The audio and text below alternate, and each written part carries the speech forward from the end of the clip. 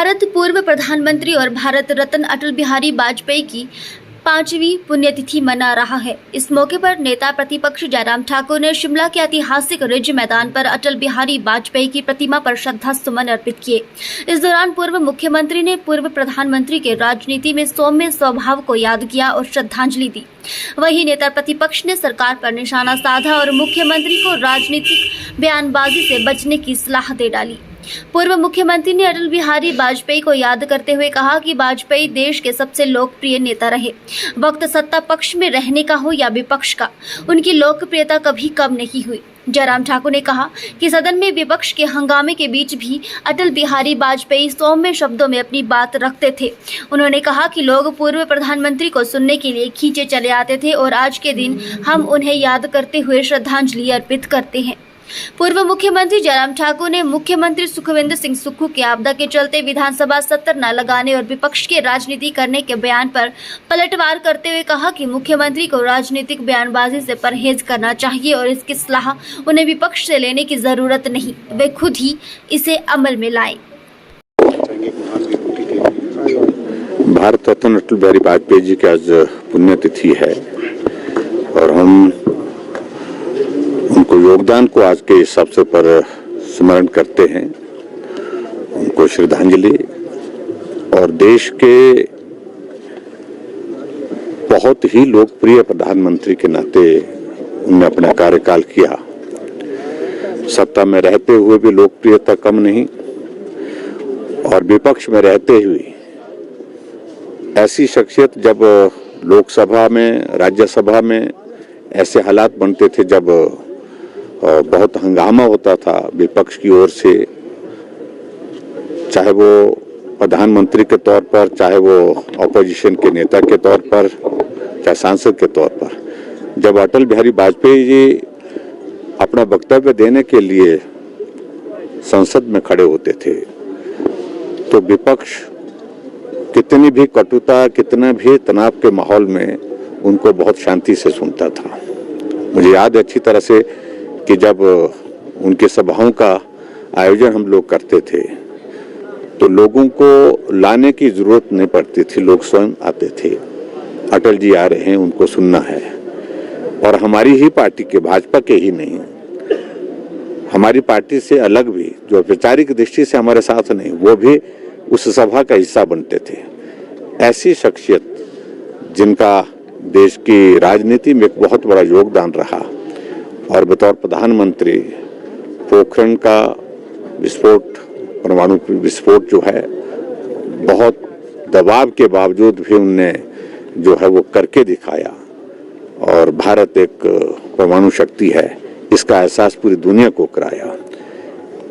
कारगिल युद्ध जिस प्रकार से हुआ और दुश्मन अपने मंसूबे को सफल करने में जिस प्रकार से योजना बना करके आगे बढ़े थे, उसी प्रकार से उनको खदेड़ करके, उनको एक एक को मार करके, भगा करके जो है वो फिर से उस कारगिल के उस युद्ध को जीत के रूप में हासिल किया।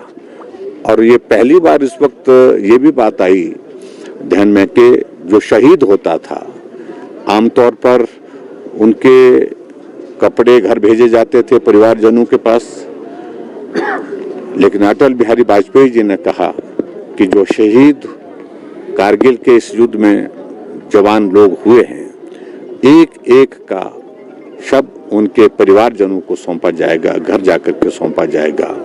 और उस तरह की व्यवस्था के अंतर्गत जो है, और उसमें स्वाभाविक रूप से हिमाचल का भी एक बहुत बड़ा उस शहादत में, उस युद्ध के इसमें मैदान में लड़ाई लड़ने का बहुत बड़ा योगदान रहा। आज के इस अवसर पर हम अटल जी को बहुत आदर के साथ जो है वो याद करते हैं, श्रद्धा के साथ याद करते हैं और आज पुण्यतिथि है, उनको हम श्रद्धांजलि जो है वो अर्पित करते हैं। सर, पूरा प्रदेश आपदा की स्थिति, तो मुख्यमंत्री कह रहे हैं कि जो पुलिस के जवान भी राहत कार्य में जुटे हैं, ऐसे में मैंने इस प्रकार से बात नहीं कही। कल मैं जो बात कही थी, मैंने कहा विधानसभा का मानसून सत्र ऐसे भी अब निर्धारित समय के हिसाब से आने वाला है ही। अगर उस सारी चीज को लेकर के सत्र में जो चर्चा जो होनी है वो तो होगी, लेकिन अगर इसकी आवश्यकता मुख्यमंत्री महसूस करते हैं तो तुरंत बुला करके वो कह सकते हैं, वो सभी दलों को इकट्ठा बुला सकते हैं। लेकिन अब मुझे मालूम नहीं है मुख्यमंत्री और उनके चाहे वो उप मुख्यमंत्री हैं, राजनीतिक बयानबाजी किए जा रहे हैं, जबकि विपक्ष की ओर से पूरा सहयोग कर रहे हैं। जहां जहां जिस रूप में हम मदद कर सकते हैं, हम मदद करने की दिशा में आगे बढ़ रहे हैं।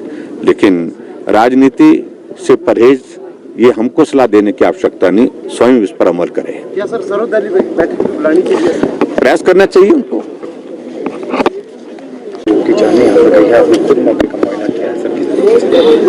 देखिए, आपदा का दौर है और इस आपदा के दौर में मुझे लगता है कि सभी को मिल करके काम करना है। जिसको मदद की जरूरत है उसको मदद करने के लिए हमको आगे बढ़ करके काम करना चाहिए, और हमने किया भी है। केंद्र से जो मदद प्रदेश के लिए इस आपदा की घड़ी में जो मिलने चाहिए, हम लगातार उसमें प्रयत्नशील हैं, उसमें सफलता भी हासिल हुई है, केंद्र की ओर से मदद मिली भी है। और यहाँ हिमाचल प्रदेश सरकार अब फोकस हो करके इसी पर करे कि जो लोग बेघर हो गए हैं उनको किस प्रकार से उनको फिर से जो है वो स्थापित करना है उस विस्थापन से, और उसके साथ साथ में जो लोग प्रभावित हुए हैं उनको राहत किस प्रकार से देनी है, उन सारी चीजों को युद्ध स्तर पर करने की आवश्यकता है।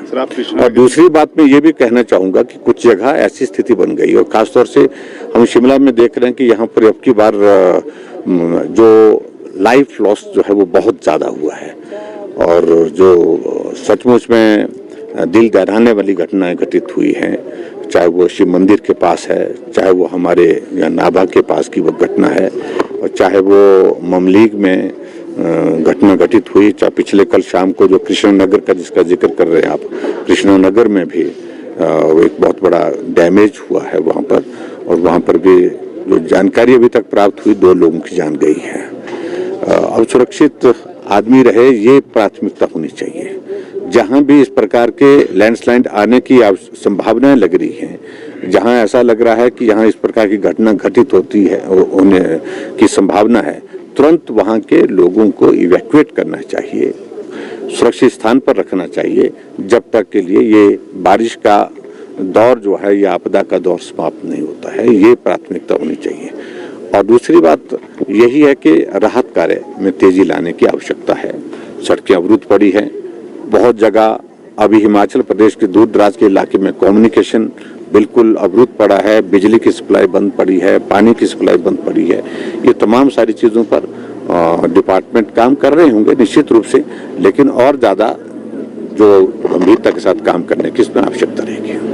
सर, आपकी ओर